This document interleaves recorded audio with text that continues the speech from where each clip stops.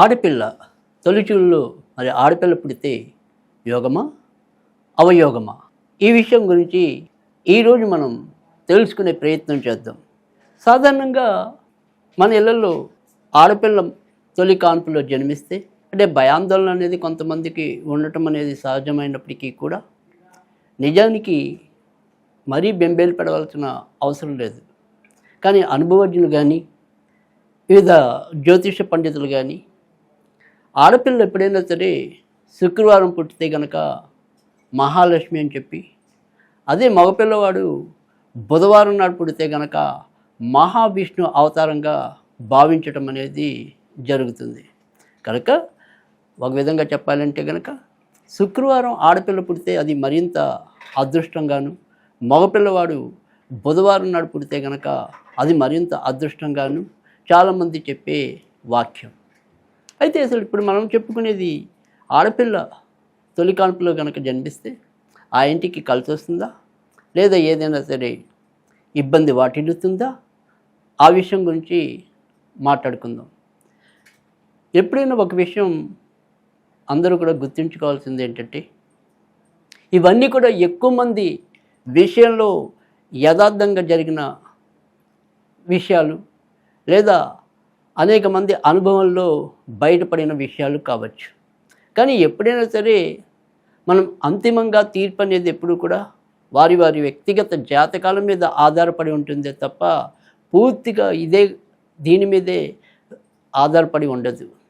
ఎందుకంటే ఏదైనా సరే ఒక ఆడపిల్ల కానీ మగపిల్లాడు కానీ జన్మించినప్పుడు వాళ్ళ పుట్టిన గడియలు అనేవి, మరి ఆ సమయంలో ఉన్న గ్రహస్థితి కానీ ఇవి మరింత ప్రభావం చూపుతాయని చెప్పడంలో కూడా ఎలాంటి సందేహం కూడా లేదు. అయినప్పటికీ కూడా ఎక్కువ మంది విషయంలో ఇది పరిశీలనలో వాస్తవమైన విషయం కాబట్టి మీతో పాల్పంచుకునే ప్రయత్నం చేస్తున్నాను. ఆడపిల్ల ఎప్పుడు కూడా మొదట, అంటే ఏ ఇంటికైనా సరే మగపిల్లవాడి కన్నా కూడా ఆడపిల్ల మొదట పుట్టినప్పుడు ఖచ్చితంగా ఆ ఇంటికి శ్రేయస్సు పెరుగుతుంది. వారు ఎలాంటి ఇబ్బందుల్లో ఉన్నా క్రమేపీ ఆ ఇబ్బందుల నుంచి బయటపడటం అనేది కూడా జరుగుతుంది.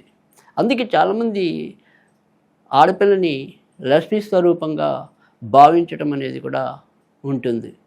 ఇవాళ రోజుల్లోకి వచ్చేప్పటికి కేవలం ఒక పిల్లాడు లేదా ఒక పిల్లకి పరిమితం అవుతున్న కుటుంబాలు, అసలు సంతానమే వద్దనుకుంటున్న భార్యాభర్తలు, ఇలాంటి వాళ్ళందరినీ కూడా మనం చూస్తున్నాం.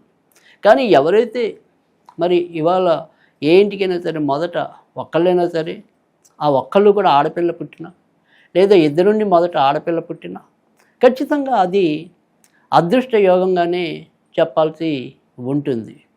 అంటే ఎటువంటి అంటే ఆ పిల్ల పుట్టిన సమయంలో ఆయా తల్లిదండ్రులు ఆర్థికంగా అయితేనేమి, ఇతరతర కానీ ఏదైనా సరే ఇబ్బందులు పడుతున్నా కానీ ఖచ్చితంగా క్రమంగా అమ్మాయి ఎదుగుదలకు వచ్చేసరికి పరిస్థితులన్నీ కూడా మంచి ప్రోత్సాహకరంగా ఉండటం, అప్పటిదాకా ఉన్న ఏవైనా సరే సమస్యలు నెమ్మదిగా వాటన్నిటికీ కూడా ఒక పరిష్కారం లభించటం జరుగుతుంది. కనుక ఆడపిల్ల మొదట పుట్టిందని ఎవరు కూడా ఆందోళన దక్కలేదు.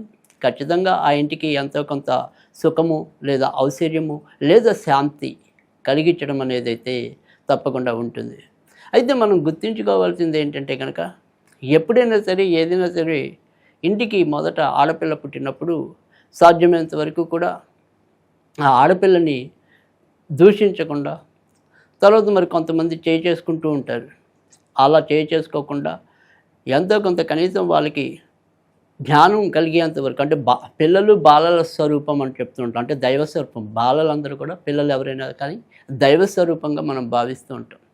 కనుక వారికి 6 ఏళ్ళు నిండేంత వరకు కూడా సాధ్యమైనంత వరకు పరుష వచనాలను ప్రదర్శించకుండా, మరి చేతివాటం ప్రదర్శించకుండా ఎంతో కొంత చక్కగా లాలనగా చూసినట్టయితే కనుక ఆ లక్ష్మీదేవి యొక్క అనుగ్రహం మనకి మరింత కలగడానికి కూడా ఆస్కారం ఉంటుంది.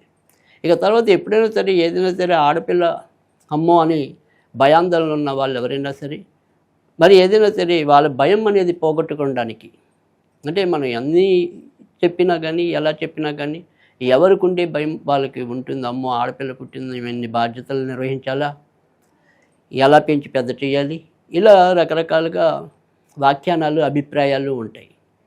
అందుకని ఇక్కడ ఏదైనా సరే అలా మీకు ఏదైనా సరే భయాందోళనలు పోగొట్టడానికి కానీ, ఇంట్లో ఉన్న ఆడపిల్ల చక్కగా పెరిగి పెద్దదై మనకి అన్ని విధాల చేదోడు వాదోడుగా ఉండటం కానీ, మన యొక్క కీర్తి ప్రతిష్టలో తను కూడా ఎంతో కొంత భాగమే ఉండడానికి కానీ, మనం ఖచ్చితంగా చేయవలసిన పరిహారం ఏంటి అంటే గనక, ఎవరైతే మీ ఇంట్లో పుట్టిన శిశువు ఉంటుందో ఆ శిశువుకి స్నానం చేసేటప్పుడు కొద్దిగా పచ్చిపాలు, శనగపిండి తీసుకుని ఆ రెండింటిని మిళితం చేసి శరీరానికి పట్టించి ఆ తర్వాత స్నానం చేస్తే మంచిది. ఇది గురువారం నాడైనా చేయొచ్చు, శుక్రవారం నాడైనా కూడా చేయొచ్చు. ఆ రకంగా చేసినట్టయితే కనుక ఖచ్చితంగా ఆ పిల్ల ఉన్న జాతకంలో ఉండే ఏదైనా సరే మనకి తెలియక ఎటువంటి దోషాలు ఉన్నప్పటికీ కూడా ఆ దోషాలన్నీ కూడా తొలగటం అనేది ఉంటుంది. ఖచ్చితంగా ఆ అమ్మాయికి ఎంతో కొంత ఈ పరిహారం అనేది అదృష్టాన్ని తెచ్చిపెడుతుంది. కనుక ఈ రకంగా చేసి చూడండి. ఖచ్చితంగా మీ ఇంటి ఆడపిల్లలు మీ ఇంటికి దీపాలై వర్ధిల్లుతారు.